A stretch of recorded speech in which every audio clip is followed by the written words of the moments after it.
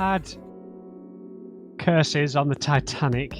We've had telepathic painting interpretation and hatred of four-leaf clovers. Let's see what these characters are going to provide us next. Anyway, I'm not entirely sure where we left off. Junpei, however, didn't feel so much like laughing. Something felt wrong, unclear. All right, enough nonsense. We've got the key. Let's get out of here. Word. Lotus and Santa walked away from the picture, but Junpei stayed staring at the picture of the dog. Huh. A field not visible to the naked eye. Morphogenetic field. The more he thought about it, the more his head hurt. Right. Let's go and get Mrs. Alright. Let's go to the hallway. Yes, hallway. Always wanted to go there. I'll get June. You guys head to the door. Okay. Roger that.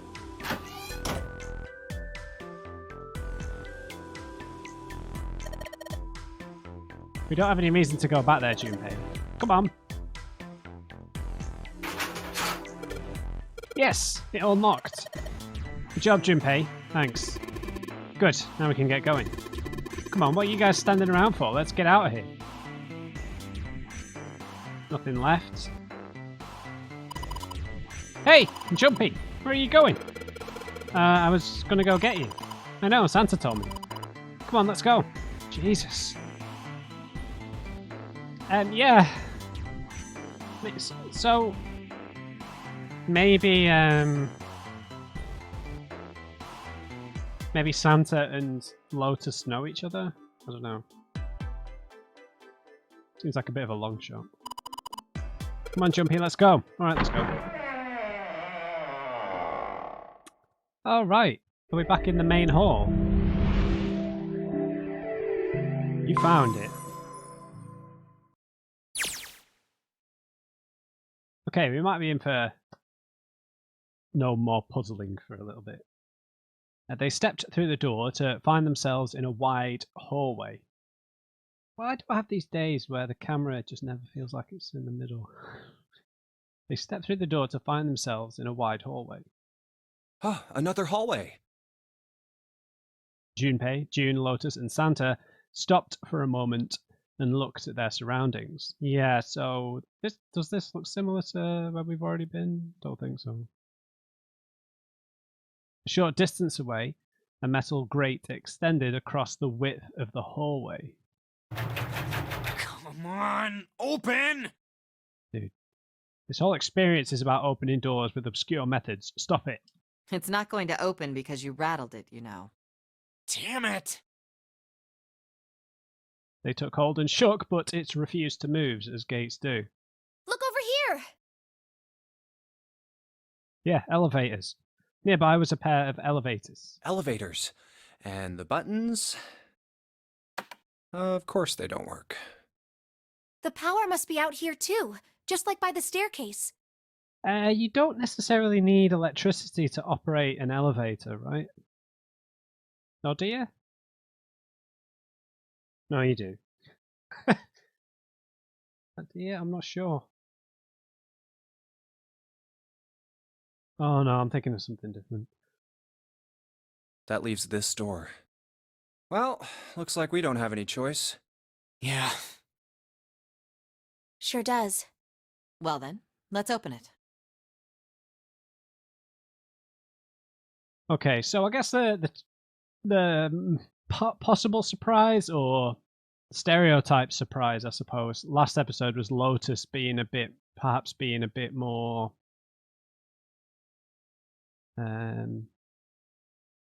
well read or scientifically read. You know, just considering how she's presented, but her impatience is probably because she's actually quite intelligent, and no one can keep up with her. Whereas I think Santa being a bit of an emo and being a bit being a bit of an emo is expected, and June being a bit of a kook. I don't know, being a bit of a into curses and ghosts and all that stuff. Kind of makes sense for her, I suppose. And I suppose that the point is that all the things that all three of them told us makes them sort of suspicious in the sense of if we are thinking that maybe one of the people or several of the people or all of the people, right, are stooges, or one of them is in fact Zero. You know, they all had like a knowledge of something that had a connection to everything that's going on here. So, yeah, June spoke about the Titanic and how this ship might be a replica of it, and she knew so much about the Titanic and curses and all that. Lotus knew a lot about the number 9 and the was it Latin or whatever, the the prefixes for all the various numerical outputs. And then this might be a bit of a stretch, but Santa knowing about the clover and the hope, faith, love, and luck thing. Just because the schoolgirl was named herself Clover, it just feels like there's some sort of weird connection there. Yeah. Anyway. So yeah, we've got ice that doesn't melt, an Amun-Ra curse from an Egyptian. We've got the clover and the hope, faith, love, and luck that Santa doesn't want to keep a hold of. Lotus being quite well read on her philosophy of science and some of that stuff. I don't know if you'd call it philosophy of science. It was more pseudoscience, but yeah, with Sheldrake, and I guess that maybe makes us need to be more aware of possible not illusions, but what's the right word? Things that what do you call it now? Like the Penrose steps, that kind of thing. Like visual illusions, right? All right, here I go. Junpei grabbed hold of the knob and quietly pushed the door open. The kitchen. He entered slowly, trying to take in as much of his surroundings as he could. Oh, I meant to say, guys, I'm going to have to be a bit of a stickler with the episode. Like, I can't keep having videos running, like the last one being like an hour and 10 minutes. It's just so easy with this game. I'm just going to have to do like hard cuts. Like when we get to like 40, 50 minutes. The others followed shortly. Oh, so it's a kitchen. Santa didn't look pleased. What were you expecting? Isn't it obvious? Yeah, a way out. The exit? Yeah. I was hoping this would be the way out of here. You really think it'd be that easy? Yeah, I know. Still. Whoa. He was hoping. He doesn't like hope. Remember? As they talked, Lotus headed deeper into the room. Until at last, she stood in front of another door. If we can just get through this door, we should come out on the other side of that grate we saw earlier. I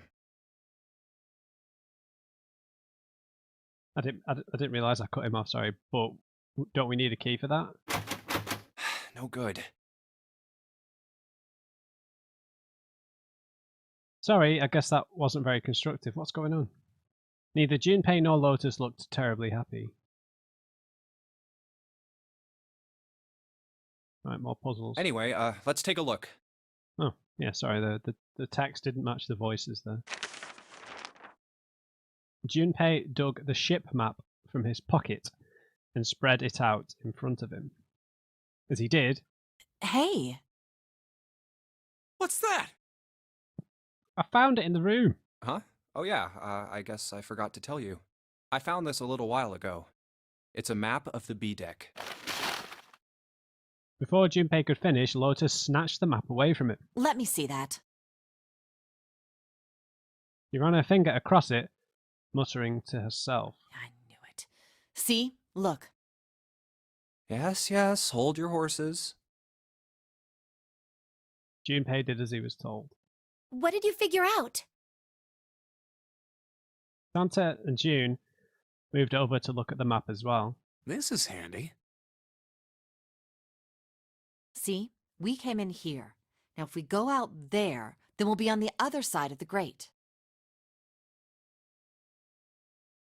Yeah, like you said, with her finger, Lotus traced a path on the map. How about that? She's right. We can get out through there. There we go. Here, you can have it back. Satisfied that she'd been correct, Lotus folded the map and handed it back to Junpei. Thanks. He took it and slid the valuable piece of paper back into his pocket. There's a card reader on the right side of the door. Yep. And that means the key card is somewhere in here, right? That seems the most likely. All right, we know what we need to do then. Let's get moving. First off, I say we split up and look for clues. Okay.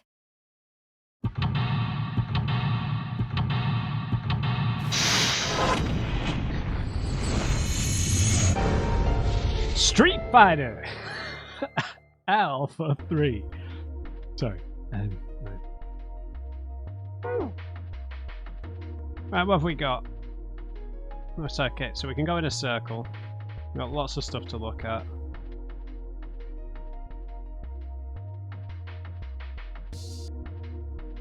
Okay, we've got a keypad here. Stuff written on this little billboard. This little board here. I'm forgetting all the words today. 9 plates look pretty expensive. They're plates for appetizers. Remember, appetizers usually come on square plates. Okay. Well, excuse me, princess. What's that a quote from? Is that Zelda or something? 1, 2, 3, there's 10 of them.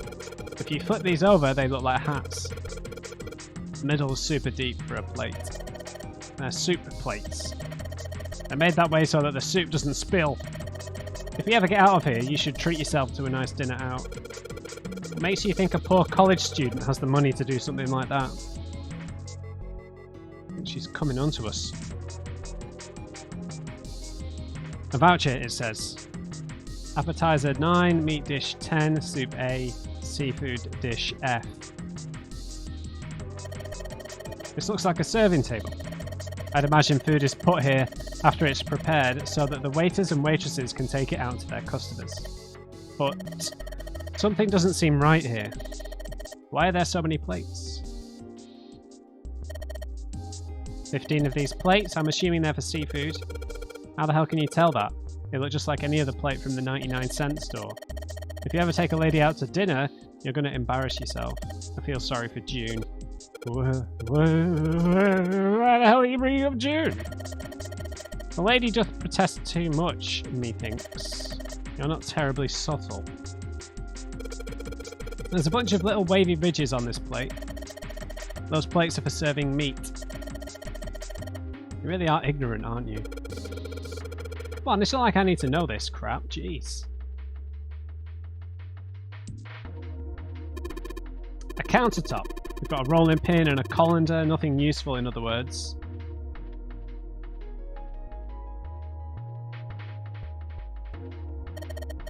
Hey, Santa, could you open that door, please? What the hell? There's no way I could open that thing. Guess you're getting to that age where your eyes start to go, huh? You better watch your mouth, boy, or someone won't live long enough to see the door opened. This has got the two of them on edge. We've got to get out of here and fast. That's the exit. There's a big old iron plate over the door. I don't think we can open it.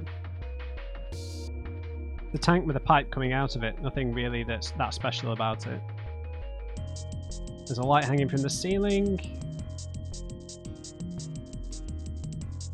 Serving table. Right. Wow. This pot looks like it's made of silver. I bet drinking tea from this pot would be really yummy. Spending a day off with June, drinking tea. Has such a day ever happened for me? Jumpy. Oh, nothing. We don't really need hot water, so we should be moving on. I don't know if I'm into this whole Junpei and Akane thing. Kind of feels like it feels too convenient, right? Doesn't it just feel like we're being like set up? It's a lot of notes. They've got a bunch of stuff written on them, but it doesn't look like a code or anything like that.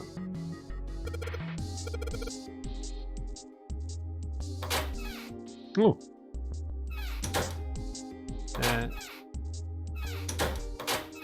Alright.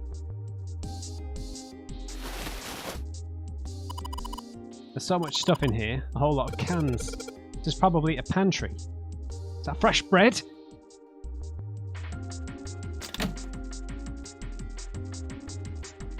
A rusty knife? I don't think we'll be able to use it while it's like this. The knife seemed important, Junpei thought, but it wasn't going to be much use the way it was. It's futile. Futile? You know, a waste. Oh. Sorry. Useless, pointless. Any particular reason you wanted to bring that up? Oh, no reason really. I was just thinking about futility. Huh? Well, wasn't making much sense.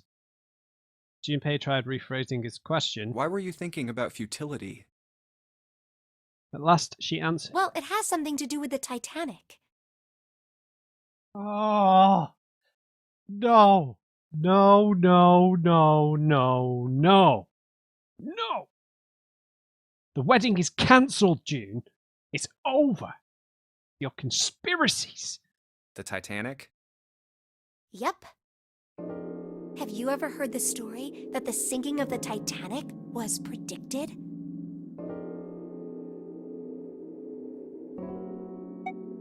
No, I haven't. What is it?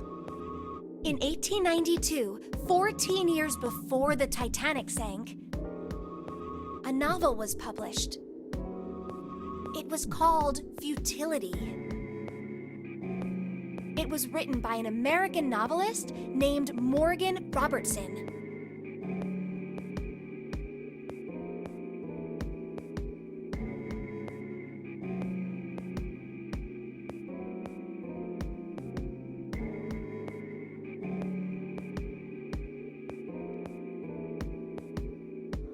The story was about a big cruise ship colliding with an iceberg and sinking. Of course, if that was the only similarity, there wouldn't be any reason to mention it. It wasn't, though. The name of the ship, its nationality, course, departure time, size, displacement, maximum speed, number of passengers and crew, the number of lifeboats, even the location of the accident itself, and the cause and the location of the damage. Everything matches the Titanic almost exactly. It was almost as if he'd seen the whole thing happen. But this book was written 14 years before the Titanic sank.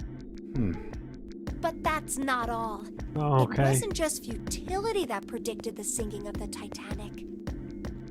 There were two other similar stories written by a man named William Thomas Stead. Both of them before the accident.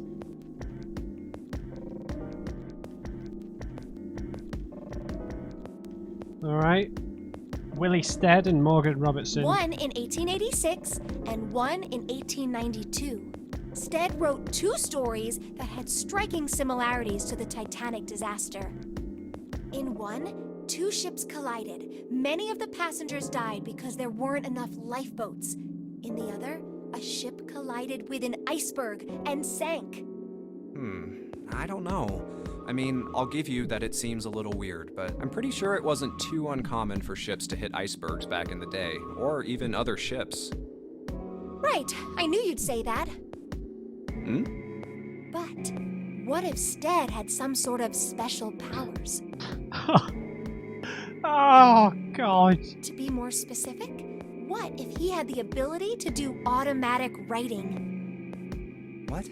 Automatic writing? Wait, are you talking about when someone's possessed by a spirit and then they write a bunch of stuff without knowing what they're writing? Yes. What do you mean, yes? That stuff's a load of bull. Okay, let's say, hypothetically, that automatic writing isn't a total load. These guys still couldn't have predicted the sinking of the Titanic. Yeah, and if they did, then why didn't they do anything to stop it? When this Stead dude wrote his thing, nobody had died on the Titanic yet. So if automatic writing is about being possessed by dead people, who the hell possessed him so he could write that stuff? Time-traveling dead people, obviously. That's not it. What's not it? Stead wasn't possessed by a spirit. He was doing the possessing. Oh. What are you smoking? William Thomas Stead was a passenger on the Titanic. He just wrote down what he saw with his own eyes 20 years before it happened. We decided it was probably best to say nothing. Good idea. What June was saying was insane and utterly absurd. If he tried to take what she was saying seriously, he'd go mad.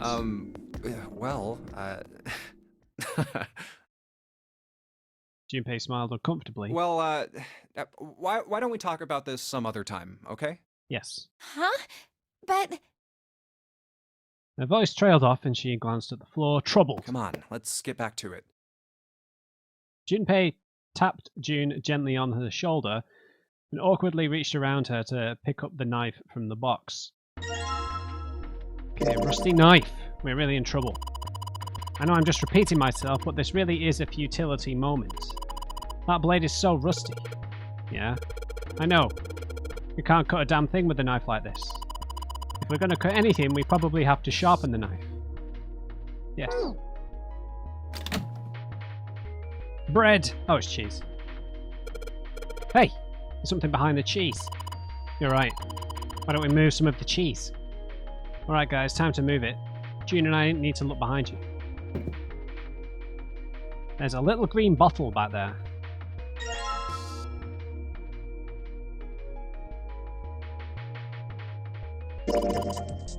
Oh look, cooking oil. You could probably use this to make something slippery. Cheeses. This is Gouda. Gouda? I never know how to say that. The most famous Dutch cheese. If you don't cut open the casing, it usually won't go bad. Yeah. I don't really like cheese. Sorry to offend anyone.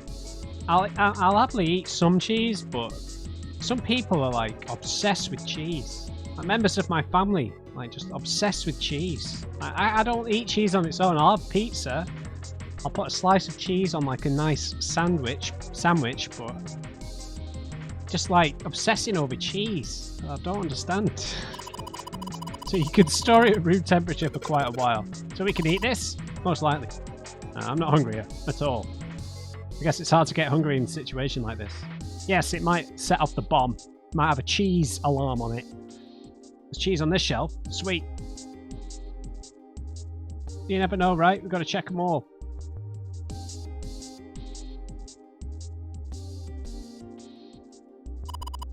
Jumpy, you're searching with such tenacity. I don't think you have to search down there. I just want to be sure.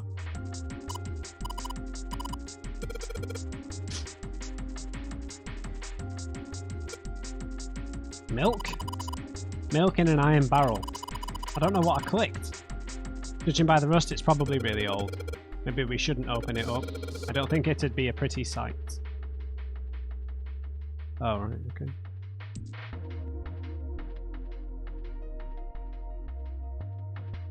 Right, that's everything.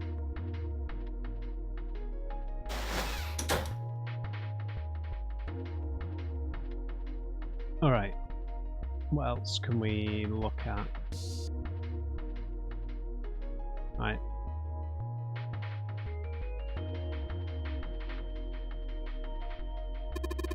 An iron oven. Looks pretty heavy duty. It's probably industrial quality. I bet you could cook anything with this. Anyway, let's have a look inside. Damn, I knew it. It's locked. We need to enter a code of sorts. All we've got here is a pot and a frying pan. Oh, and a pressure cooker. Well, guess we could use some of those as weapons. What kind of an idiot are you? You're going to run around holding that thing while you're looking for the dead? Hey man, it was just a joke. Why so serious? Condiment. Bottles of seasoning in here. There's a pot on top of the stove. If there are some ingredients around, I could cook something up for us. Lotus, you can actually cook? Who the hell do you think I am? You better believe I know how to boil hot water and put in my instant noodles. And I can boil eggs too. Okay, good to know. Alright, let's go in. You think this was all part of Zero's plan? Probably. Kinda hard to believe there's a chef on board somewhere. Looks like the area under the plate opens up. No, you can't. I already checked, it's sealed shut. I think that's where the coal goes. Wonder what this drawer is. See the metal grate on top of the grill? Make it like that so that the fat and juices can drip off the meat while it cooks. Okay.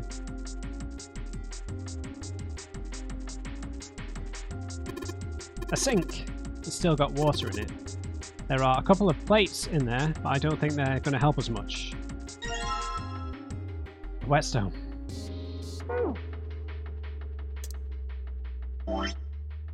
A whetstone? Wait, what are you planning to do with that? Oh shit, don't tell me you're going to try and smash open the card reader. You an idiot? If you do that, we'll never get out of here. Oh yeah, I guess that would be bad. The whetstone's only going to be useful if we need to sharpen something. Yes. Maybe I'll use the whetstone to sharpen the knife. The blade of the knife is getting sharper by the second. I should be able to cut something pretty good with this. The cheese!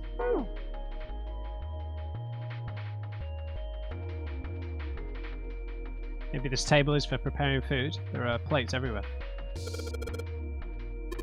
Countertop. There's a rolling pin and colander, nothing useful.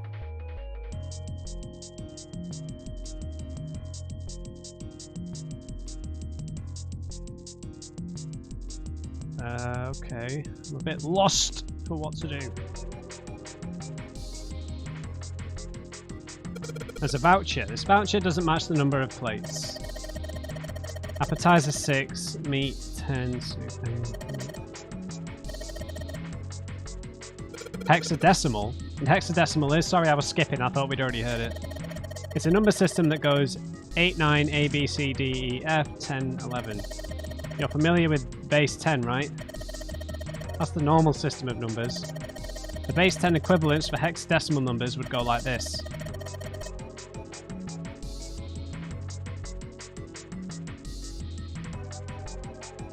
Okay.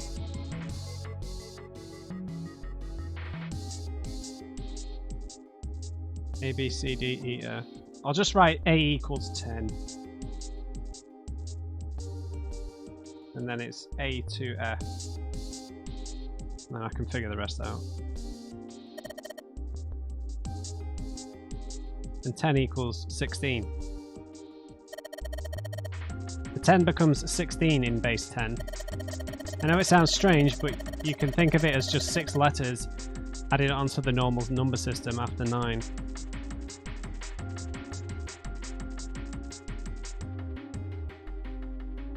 Jesus Christ. I think I get it. I really don't. Hexadecimal. Yeah, maybe. Yeah.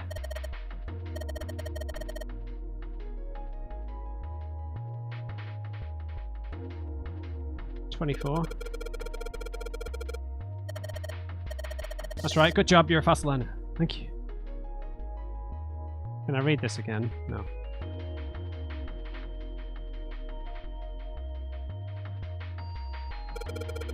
Partition that splits the room on the right side of the wall. It's one of those swinging doors. You see them a lot in between kitchens and dining areas in restaurants. Without this door, you'd need to run all the way around the partition to get to the other side. That'd be really a pain in the arse, huh? Well, I guess it's not really important, but still. It's a bolt. It's really rusty. Will this even open? We won't know until we try. Let's give it a shot. Alright, let's see if you're gonna come out. Damn, no dice. Well, I can move the doorknob. I bet all we need to do is get the bolt off the door. There's some bolt keeping us from opening it. A rusted bolt. Won't do anything until we can do something about it. Maybe if we had some kind of lubricant.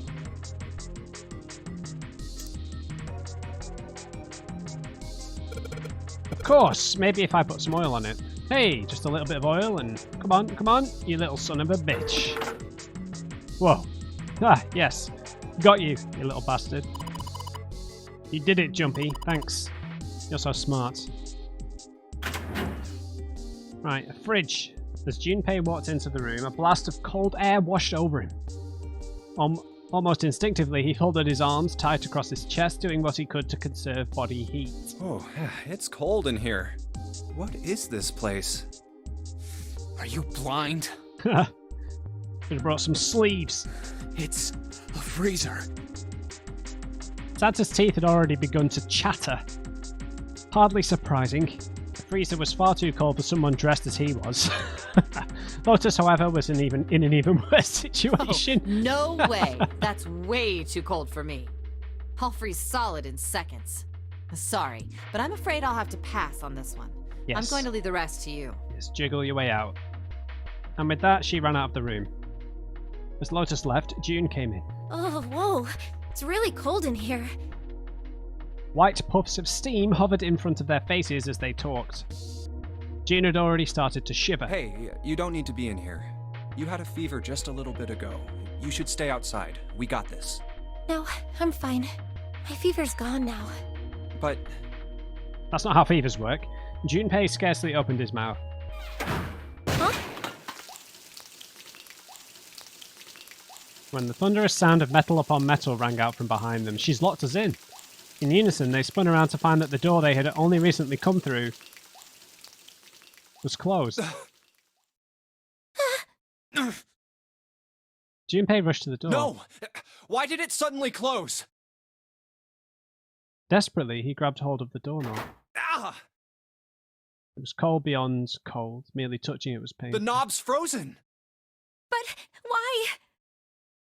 They quickly deduced that the pipe next to the door had ruptured. It looks like the pipe next to it broke, and... Water released by the rupture had hit the door and frozen instantly. Santa shoved Junpei aside and pounded against the door. Hey, Lotus! You're out there, right? Open the door! She wasted no time in responding. What do you want? What's going on? The door won't open! Try opening it from that side, please! Oh, fine. If you say so. Hold on.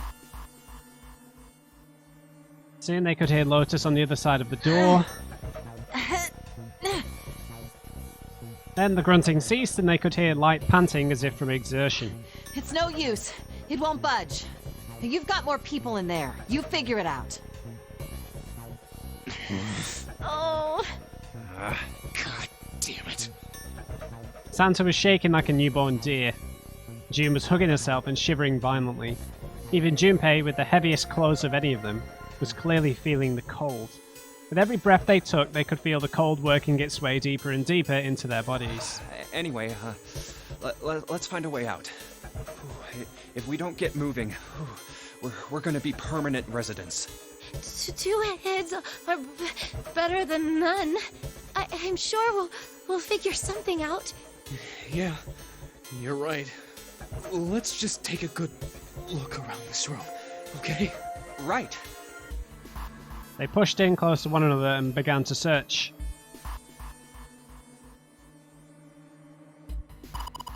There's some frozen meat up there. Looks like pork. Huh, what's this? Looks like a tag or something.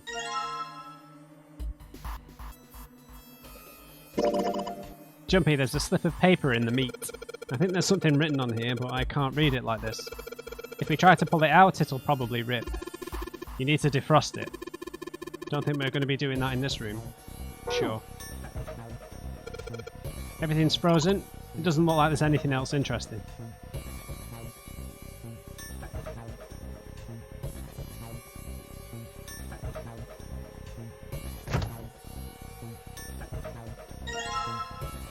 Dry ice.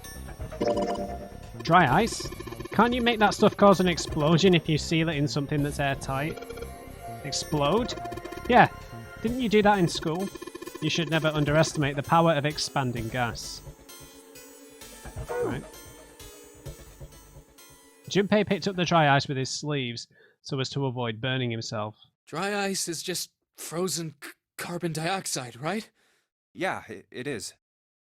I wonder how warm it has to get for it to turn back into gas again. Hell if I know. How is that going to help us anyway? Oh, well, I figured we might be able to use it to get out of here. They were about to move on when June spoke up. Carbon dioxide sublimation point is negative 109 degrees. Any warmer than that, and it'll turn into gas. Any lower, and it becomes a solid. Junpei looked at her dumbfounded. Oh, how do you know that? Despite my looks, I'm the the queen of random knowledge. Looks bad to mess up when you're showing off. Oh, you're so cold your mouth's going numb? Yeah, that's right. Santa wants to kill himself right about now. You're just doing that on purpose, aren't you? June Gordon did her best to hide her guilt. At least she was still feeling good enough to joke around, Junpei told himself. Come on, guys. Don't you think that's kind of weird? Yeah. I wonder why it doesn't turn into a liquid first. Santa was now shivering at an astounding rate, but his curiosity seemed unaffected. Junpei.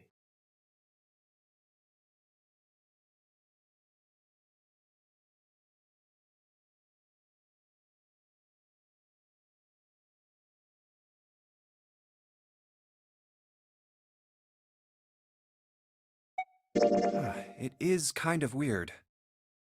June answered. But it can turn into a liquid. Carbon dioxide turns to liquid if you put it under high enough pressure. But at 1 atmosphere, normal air pressure. It won't turn into a liquid, right? That's right. Instead of melting, it'll do what's called sublimating and change immediately from a solid state to a gaseous one. See, that is weird. Water's a liquid between 32 degrees and 212 degrees. Oh, stop working in... So why isn't that the case for carbon dioxide? They're working in Fahrenheit, aren't they? It's screwing with my head. June replied with an answer that stunned both There's a of them. kind of ice that doesn't turn into liquid when it goes above 32 degrees. Hmm? Huh? I heard about it. Its melting point is 96 degrees. Ice with a melting point of 96 degrees? Yes, like on the Titanic. You mean there's water that freezes at 96 degrees? Yeah, well, you could also look at it as ice that won't melt until it's 96 degrees. Water that freezes at 96 degrees. Ice that won't melt until it's 96 degrees. Junpei was cold as hell, but this was too interesting to ignore. He did his best to warm up by rubbing his arms and stamping his feet, but then put the question to June. So what's this ice with a melting point of 96 degrees called? Amun-Ra! I heard it's called Ice 9. Ice 9? Originally, Ice 9 was a made-up substance invented by a science fiction author. But recently, scientists have discovered that such a substance actually exists. Wait, hold up. So is this thing called Ice 9, or is it water? Like I said, if the ice is over 96 degrees, it'll be liquid. If it's under that, it'll solidify. So you could think of it as a polymorph of H2O. Here, think of it like diamonds and graphite. They're both made of carbon, right? But depending on the structure of the crystallization, the hardness and structure are completely different. So you're saying normal water and this Ice 9 are like that? Yup. She wasn't finished. Have you heard the story about the crystallization of glycerin? For 150 years after the discovery of glycerin, people cooled it, warmed it. They did all sorts of things to it, but whatever they did, it never crystallized. However, one day in 1920, some glycerin on its way to England by ship was discovered to have crystallized during the trip. Scientists around the world wanted to research this new crystallized form of glycerin and asked for seeds. Oh, a seed is a sample of the original crystallized substance. With a seed crystal, further crystallization of glycerin would be easy. However, something very strange happened. Not only did the glycerin encouraged by seed crystals begin to crystallize, even the samples nearby did, even though they were tightly sealed. And it didn't end there. After that day, it doesn't matter where in the world it is, all glycerin crystallizes naturally when cooled to less than 64 degrees. Before that day, no matter how glycerin was cooled, it refused to crystallize. But once the crystallization had begun, it was almost like... how do I put it? It was almost like all the glycerin in the world was communicating. Communicating in some way that we can't sense. And now it's happening everywhere.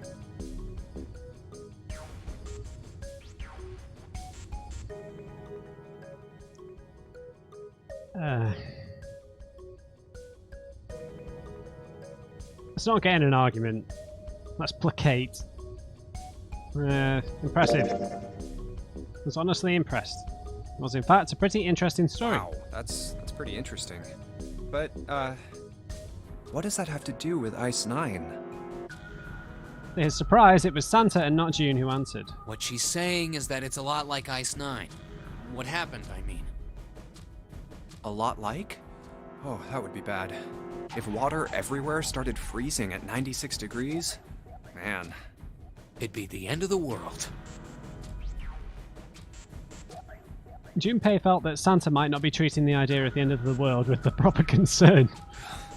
At any rate, we're not gonna have to worry about the end of the world unless we can get out of here pretty damn quick. He was right.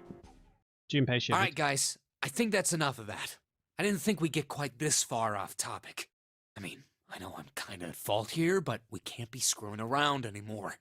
So seriously, I might go by the name Santa right now, but I didn't grow up in Iceland. Lapland. I freaking hate the cold. So let's get cracking, alright? We gotta find a way out of here. Santa stomped off, clearly doing his best to pretend the cold wasn't affecting him. Selfish, isn't he? Still, Santa was right, and it was high time they got back to their search. Ice 9 is interesting and all, but we can discuss it more once we get out of this freezer. Junpei looked at June, nodded, and resumed his search of the room.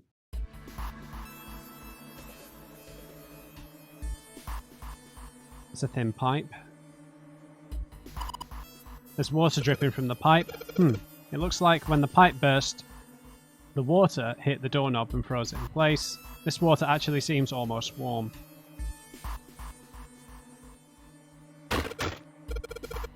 It's too hard. There's too much mist to see what's going on over at the other end. No good. Oh. Maybe it just needs more of a shock, you know? More of a shock. Hey, Junpei. Can you find some dry ice? Yep. There's warm water coming out of that pipe. Warm water and dry ice. What do you think would happen if we put that stuff in a sealed container together?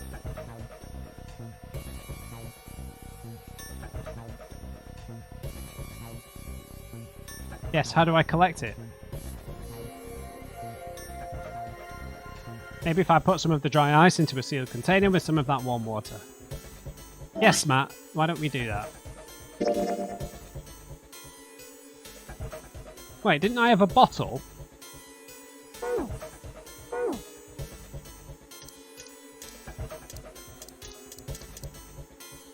Yeah.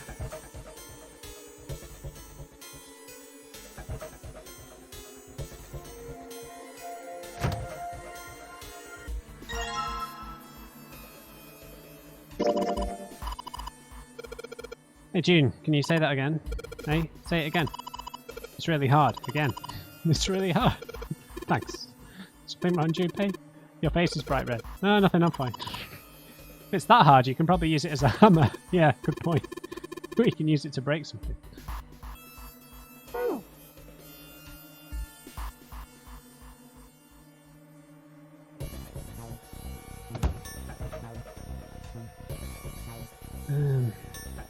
Oh wait, there's a door on the floor. Thank you. The water bottle, yes it is. A sturdy rope. It's a rope. Well, we could use it to attach something to something else, I suppose. There's nothing else here that looks useful. Excellent. Right, let's do some combining. What? How dare you?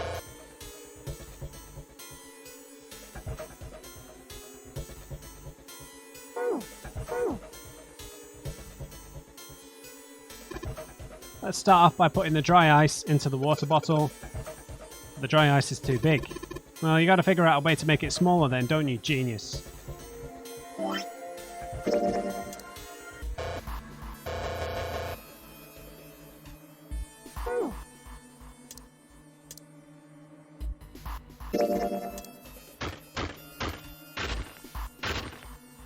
Alright, dry ice is all in pieces now.